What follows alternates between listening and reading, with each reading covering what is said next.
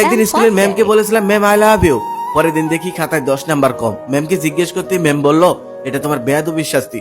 তারপরের দিন আমি হেডমাস্টারকে বলেছিলাম স্যার আমি আপনাকে অনেক ভালোবাসি। তারপরের দিন সে আমার হাতে একটা টিসি ধরিয়ে দিয়ে বলল এটা লেখাপড়ার জায়গা, ভালোবাসার জায়গা না। আমি টিসিটা হাতে নিয়ে বাড়ি দিয়ে যাচ্ছিলাম, রাস্তায় বাবার সাথে দেখা, বাবা বাজারে যাচ্ছে। বাবাকে বললাম বাবা আই লাভ ইউ। বাবা আমাকে বলল এখন টাকা নেই, এখন যা, পরে দেখা যাবে। তার একটু পরে ভাইয়ার সাথে দেখা, ভাইয়াকে বললাম ভাইয়া আমি তোমাকে অনেক ভালোবাসি। ভাইয়া বলল নতুন শার্ট কেনার ধান্দা তাই না, এখন আমার কাছে টাকা নেই, যা পরে দেখা যাবে। তখন আমি বাসায় গিয়ে আপুকে বললাম আপু আই লাভ ইউ। আপু বলল কাপড় ময়লা হয়েছে তাই না, এখন আমার সময় নেই, নিজেই ধুয়ে নে। এসব শুনে আমার খুব কষ্ট লেগেছিল, কেউ আমার ভালোবাসার মূল্য বুঝলো না। তারপর মাকে ডাক দিলাম, দেখলাম মা রান্নাঘরে রান্না করছে।